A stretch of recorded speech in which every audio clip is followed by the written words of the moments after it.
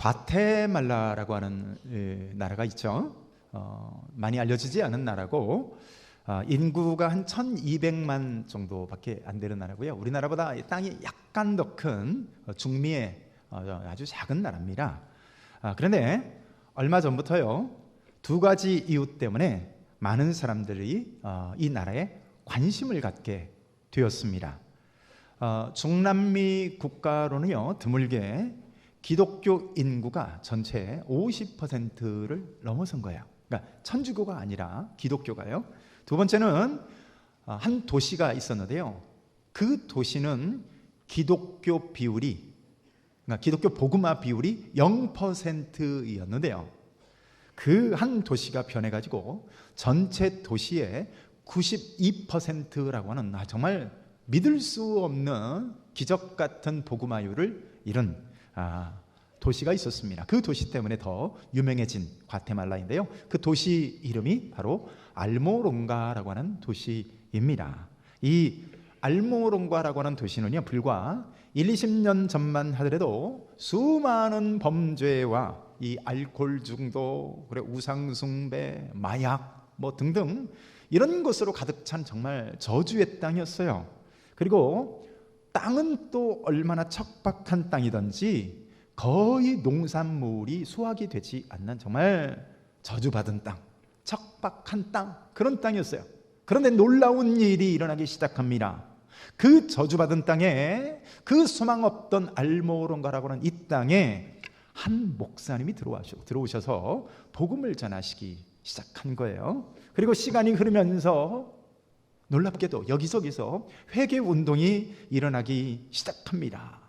얼마나 회개 운동이 크게 일어나고 성령의 바람이 강력하게 그 도시를 휩쓸었는지 급기야 술집이 문을 닫기 시작합니다. 유흥업소들이 문을 닫기 시작해요. 홍등가가 사라지고 정말 죄수들로 넘쳐나던 이 감옥들이 이제 더 이상 감옥이 필요 없을 정도로 아무도 죄를 짓지 않는 거예요. 예를 들어 감옥에 들어올 만큼의 죄를 짓지 않는 겁니다. 그 전에는 많은 사람들이 길바닥에 그냥 누워서 마약을 먹고 알코올 중독으로 해서 막 늘어져 자는 사람들이 많은데 도시가 깨끗해지기 시작하고 한 도시가 완전히 변화되기 시작. 더 놀라운 사실은 뭐냐면요, 정말 그 특이한 산악 지역으로 인해서 비가 거의 내리질 않는 이 알모롱가였습니다. 근데 그렇게 척박해가지고 농산물이 도저히 자랄 수가 없는 그 땅이었는데, 여러분, 기적같이 지하수가 터져나오기 시작한 거예요. 그뿐만 아니라 복음이 전파되고 나서 그 도시에 성령의 바람이 불자, 여러분, 놀라운 일이 일어났는데 뭔지 아세요? 땅이 변화되기 시작한 겁니다.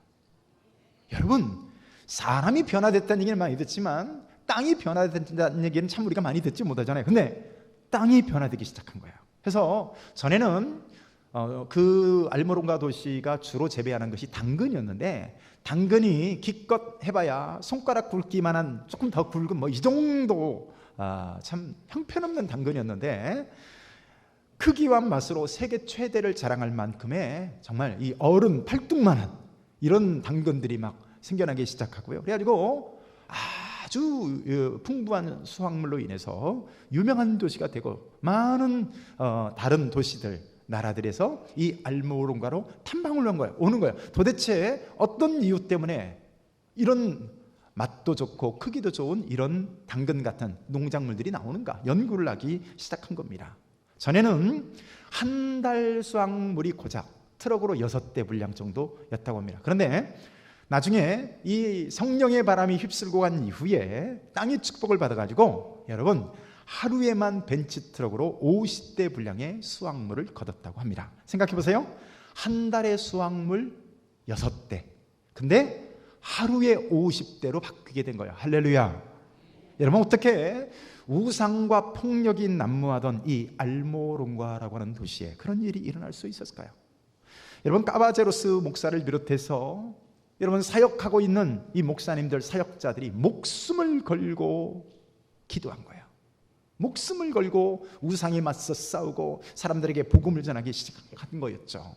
여러분, 성령을 통해서 죽은 땅이 살아나고 사람들이 회복되고 많은 사람들이 소망을 갖기 시작했어요. 그 작은 알모론가라고 하는 도시에요, 성도 수가요 수천 명이 넘어가는 이런 초대형 교회가 여러분 수십 개가 있다고 하고요. 그러고도 모자라서 사람들이 길거리에 나와서 공원 같은 데서 야외 예배를 드릴 정도로 예배당이 모자라서 그 정도로 변화됐다고 합니다.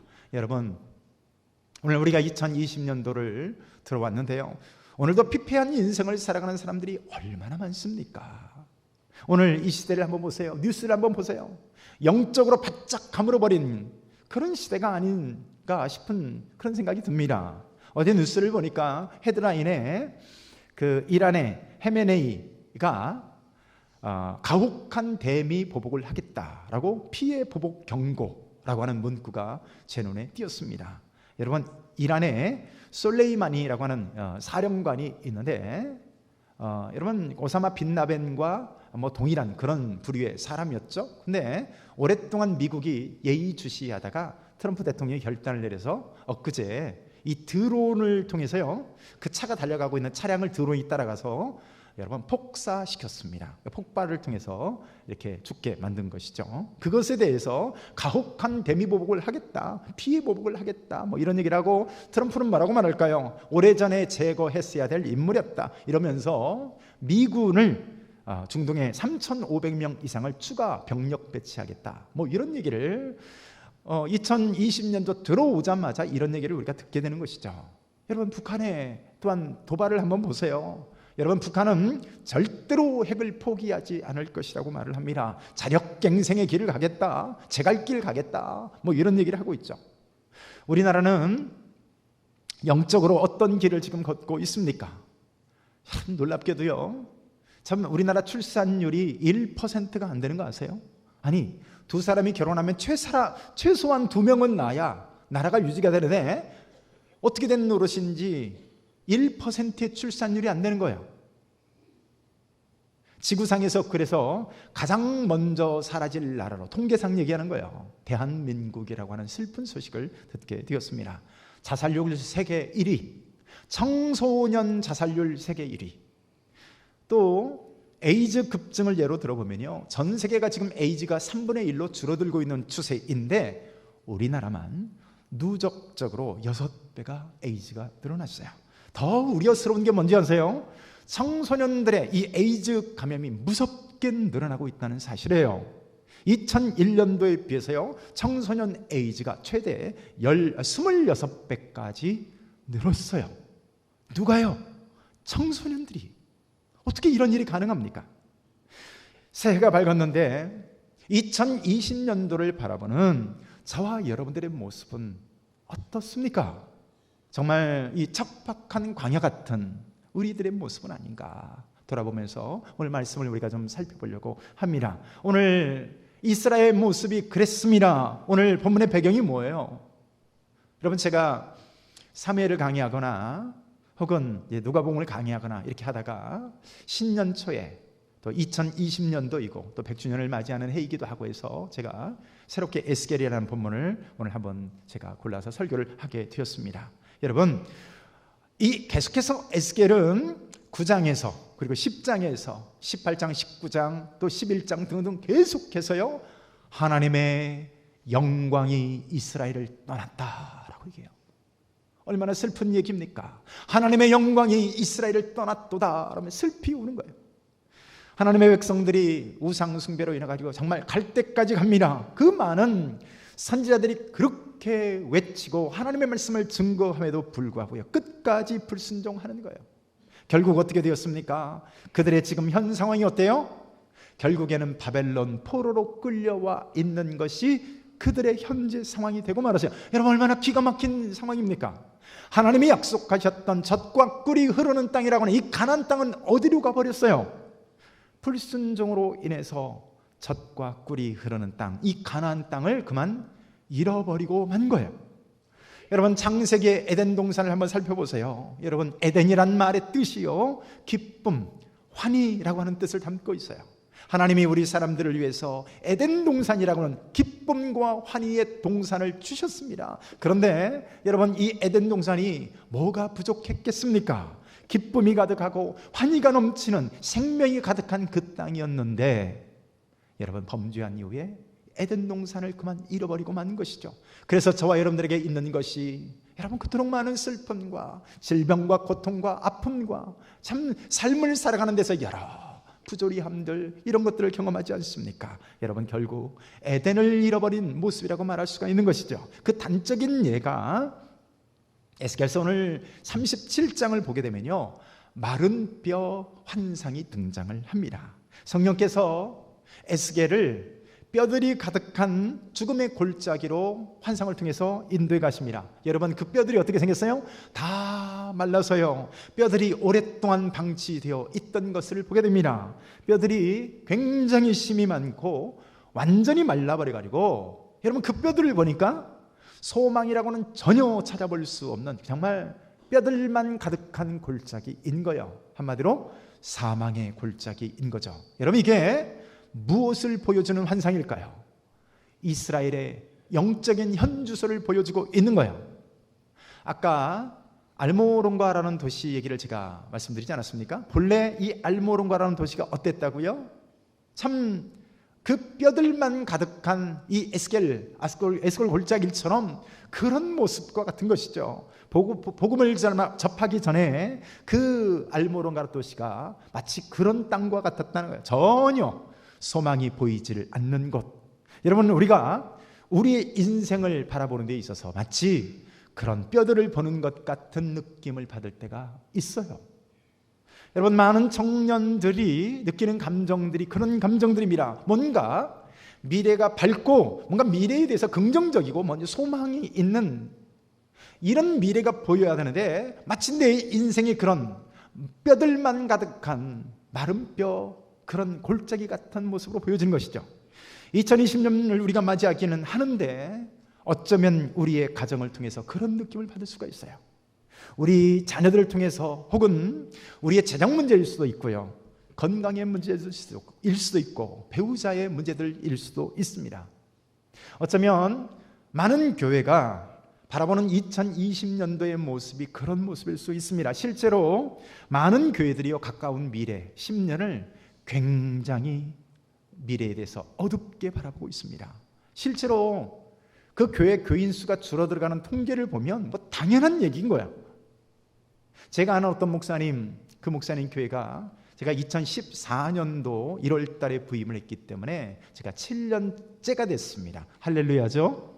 근데요, 부임하기 직전에 그 교회가 130명이 출석했다는 얘기를 들었어요. 네, 여러분, 지금 80명 갓 모인다고 얘기를 합니다. 어떤 교회는 몇 년째 새 가족이 단 한 명도 등록을 하지 않는 그런 얘기를 듣는 거예요. 여러분, 교인들은 계속해서 나이 들어가고 세상을 떠나는데 등록하는 교인이 몇 년째 한 명도 없다. 그럼 어떻게 될까요? 여러분, 줄어드는 게 당연하지 않겠습니까? 여러분, 혹시 우리 가정의 모습이 그렇지 않은가 하냐는 거예요. 여러분, 우리의 인생의 모습이 그렇지 않고, 또 우리 대한민국의 모습은 어떻습니까? 마치 마른 뼈들이 가득한 그런 모습 아닙니까? 오늘 이스라엘의 모습은 어쩌다 그렇게 되었을까요? 하나님과의 관계에 있어서 그릇된 그들의 모습 때문에, 여러분, 젖과 꿀이 흐르는 가나안 땅을 그들이 선물로 받아놓고요, 그 땅을 잃어버리고 말았습니다. 그래서 지금 먼 이방 땅에 지금 포로로 끌려와 비참하게 울고 있는 신세가 되고 말았어요. 이유가 뭐예요? 하나님의 영광이 떠나버렸기 때문에 그렇습니다. 그래서 메마른 인생이 되고 말았어요. 여러분, 우리 그리스도인의 진정한 문제 해결은 바로 신앙에 있는 줄로 믿습니다.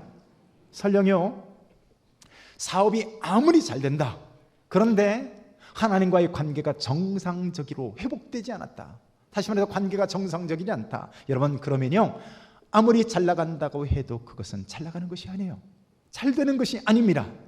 여러분, 우리 신앙에 하나님의 영광이 가득 차기를 소망합니다.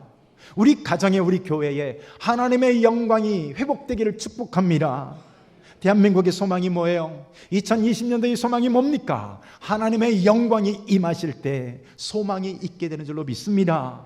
오늘 그런 이 에스겔에게 하나님께서 성전문으로 인도하시는데요.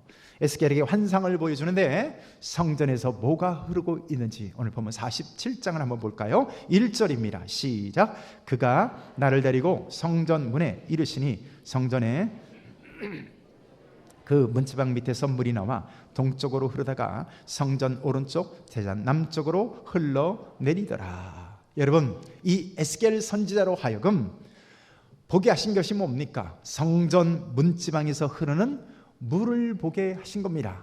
여러분, 성경에서 물이 상징하고 있는 것은 축복과 구원을 상징하고 있어요. 창세기 2장 10절 이하를 보면요, 에덴 동산에도 이 물이 흘렀음을 말해주고 있어요. 강이 에덴에서부터 흘러나와서 동산을 온통 적시고 내 근원을 이뤘다고 말을 합니다. 여러분, 에레미야 17장 13절을 보면 너희들이 하나님을, 생수의 근원이신 그 하나님을 버렸다라고 말합니다. 너희가 생수의 근원이신 하나님을 버렸다. 요한복음 7장 37절 38절에서도 외쳐 이르시되 누구든지 목마르거든 내게로 와서 마시라. 나를 믿는 자는 성경의 이름과 같이 그 배에서 생수의 강이 흘러나오리라 하시니라. 아멘.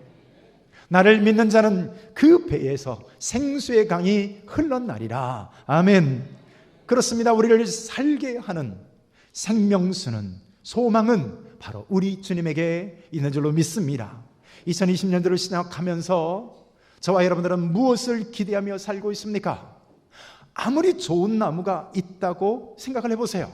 땅에 뿌리를 두고 있지만 그 뿌리에서 물을 공급받지 못한다면 그 나무가 살겠습니까? 여러분, 올 한 해 이 성전에서 흘러나는 생명수를 받아 누리는 저와 여러분들 되시기를 축복합니다.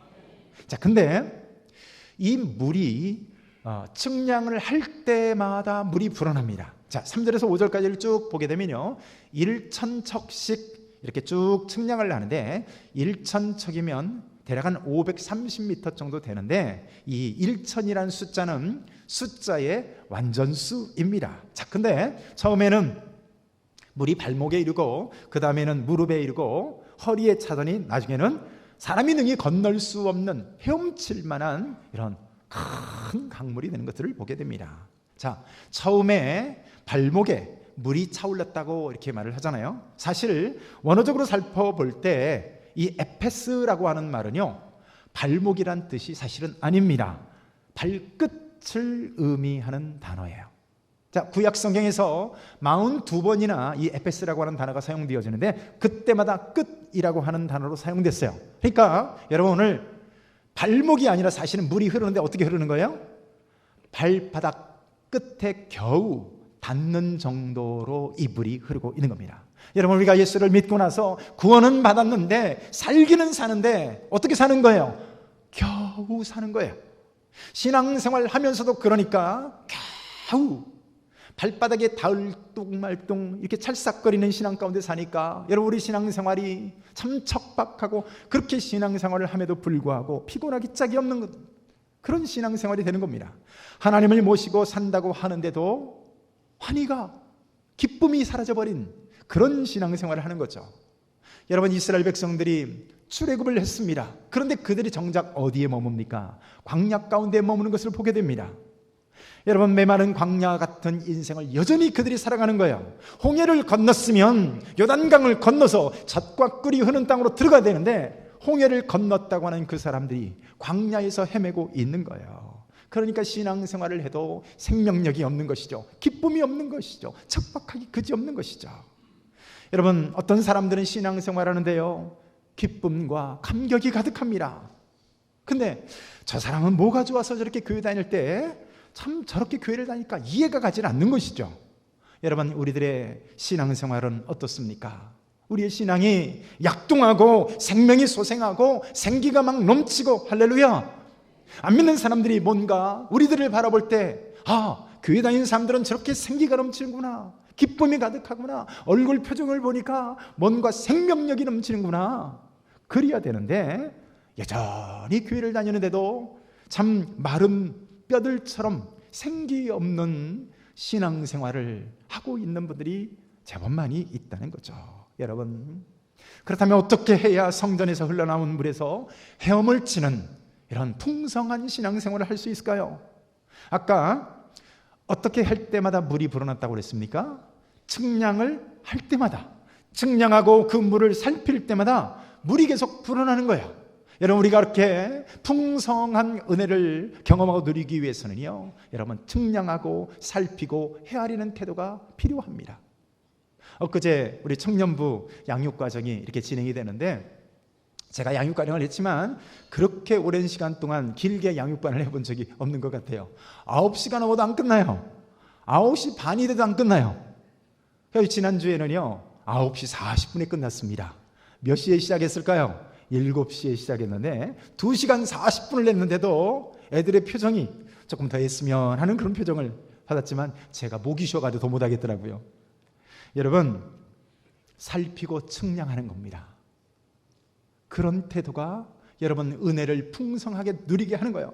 어떻게 해야 찰싹거리는 신앙에서 헤엄치는 신앙이 될 수 있다고요? 여러분, 살피고 측량하는 우리 신앙생활의 태도가 필요합니다. 언제까지 우리의 신앙생활이 물이 말라 없어질지 모르는 그냥 불안하고 뭔가 아슬아슬한 이런 신앙생활을 할까요?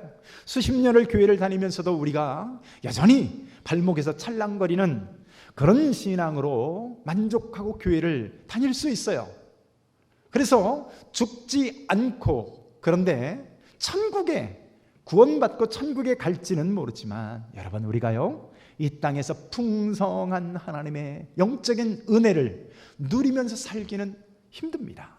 예를 들어 볼까요? 부자 부모님이 계십니다. 아버지가 대기업 회장이에요. 그런데 아들이 아버지하고 관계가 나빠서 나면으로 끼니도 못 때우고 산다. 여러분, 얼마나 불쌍한 인생입니까? 호적상 부모 자식으로 되어 있어요. 근데 풍성함을 누리지 못하는 거죠. 우리가 잘 아는 것처럼 탕자의 비유가 있습니다. 아버지가 얼마나 부유한 아버지였습니까? 그런데 정작 그 아들, 둘째 아들은요 이방 땅에서 돼지치는 삶을 살고 있는 거예요. 아버지 집에 먹을 것이 얼마나 많습니까? 그런데 돼지를 치면서 이방 사람 손에 붙여서, 여러분, 돼지가 먹는 쥐염례를 먹고 자는데 그것마저도 주는 이가 없어요. 얼마나 참 불쌍하고 안타까운 인생입니까? 사랑하는 성도 여러분, 우리 하나님 아버지께서 부유하신 줄로 믿습니다. 하나님 아버지 그 백이 얼마나 좋은데요, 그 아버지가 얼마나 부자이신데요. 하나님과의 관계가 좋으면 우리 하나님 간쓸게 다 빼주십니다. 믿습니까? 근데요, 하나님께서 주시려고 해도 주실 수가 없는 거예요. 탕자를 보세요. 짐 싸들고 나가버렸어요. 아버지를 거절합니다. 아무리 주려고 해도요 그 자녀가 거절하면 줄 수가 없는 것이죠. 네, 여러분, 오늘 본문을 보세요. 오늘 이 성전에서 흘러나는 생수를 경험한 사람들에게 주는 놀라운 복이 있는데요, 우리 8절과 9절을 우리 함께 한번 읽습니다. 시작. 그가 내게 이르시되 이 물이 동쪽으로 향하여 흘러 아라바로 내려가서 바다에 이르리니 이 흘러내리는 물로 그 바다의 물이 되살아나리라. 이 강물이 이르는 곳마다 번성하는 모든 생물이 살고 또 고기가 심히 많으리니 이 물이 흘러가므로 바닷물이 되살아나겠고 이 강이 이르는 각처의 모든 것이 살 것이며. 여러분, 이 하나님의 성전에서 흘러나온 그 물이 닿는 곳마다 소생함의 역사가 일어난 줄 믿습니다. 이 물이 흐를 때 지나간 땅을 보세요. 여러분, 유대 광야를 거쳐가고 있는 거예요. 10절을 보면 엔게디와 에네글라임이라고 하는 지명이 등장하는데요, 이 두 지역은 온통 사막 지역입니다. 결코 나무가 자랄 수 없는 지역이요. 그런데 이 생수가 지나가는 곳마다 소생하는 역사가 있게 되는 겁니다. 사랑하는 성도 여러분, 이 생수가 우리 삶과 가정과 2020년도의 역사 가운데 흘러가기를 축복합니다.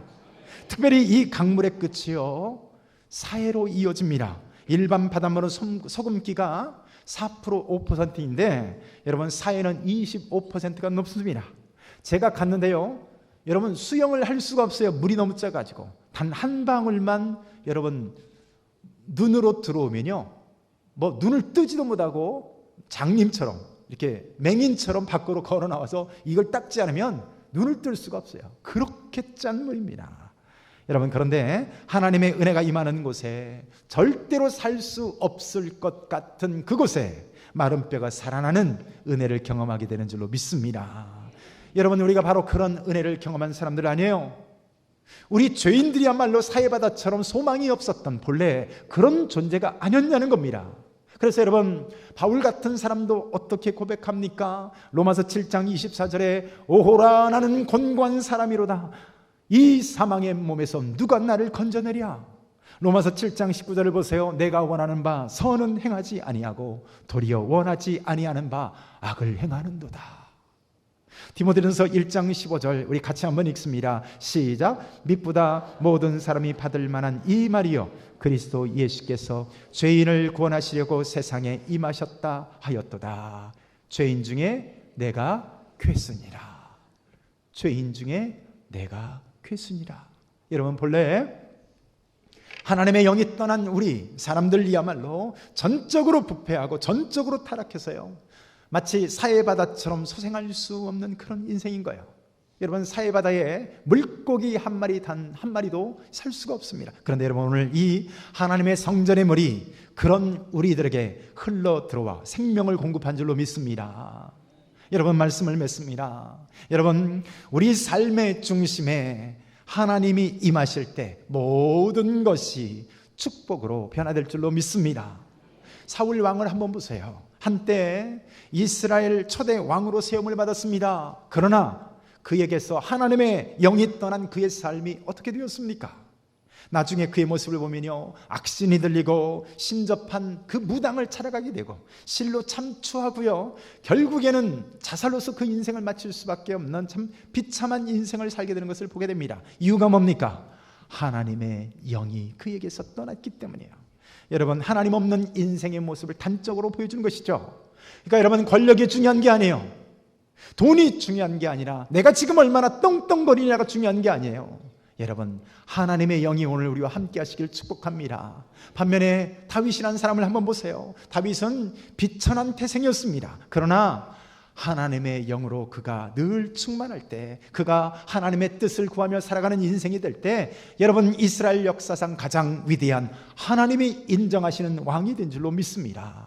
솔로몬도 한번 보세요. 그가 하나님을 처음에 온전히 믿고 구했을 때 그는 가장 부한 왕이자 가장 명예로운 왕이 됩니다. 열방의 모든 왕들이 그에게 와서 지혜를 배우기를 원하고 많은 왕들이, 열방에 있는 사람들이 그를 존경했어요. 그러나 나중에 참 1,000명에 달하는 후궁과 첩을 두고서 하나님을 그가 떠나기 시작했을 때 그 위대한 솔로몬 같은 사람도 나중에 우상 숭배를 하게 되고 나중에 혼탁한 말년의 모습을 보게 되는 것이죠. 사랑하는 성도 여러분, 하나님의 성전에서 오늘 생명의 물이 흘러 넘치고 있습니다. 2020년도 한 해를 어떻게 하여야 우리가 오늘도 풍성한 한 해, 소망이 가득한 한 해가 될 수 있을까요? 여러분, 우리의 삶에 하나님의 영이 임하시도록 모시고 살아가시는 저와 여러분들의 삶이 되시기를 축복합니다. 우리 한 목소리로 한번 기도하시죠. 오늘도 기도할 때, 하나님, 오늘 나의 모습은 어떻습니까? 에스겔이 바라봤던 저 마른 뼈들만 가득했던 그런 소망 없는 죽음이 가득한 그런 참 내 인생의 모습, 가정의 모습, 오늘 미래의 모습은 아닙니까? 하나님, 오늘도 믿는다지만 그저 발바닥에 찰싹거리는 그 신앙에 만족하고 있지는 않습니까? 하나님의 영이 임하게 하시고 이 흘러내는 소생하는 물로 인하여서 하나님 이 한 해 풍성한 한 해 되게 하옵소서. 한 목소리로 한번 기도합니다. 하나님,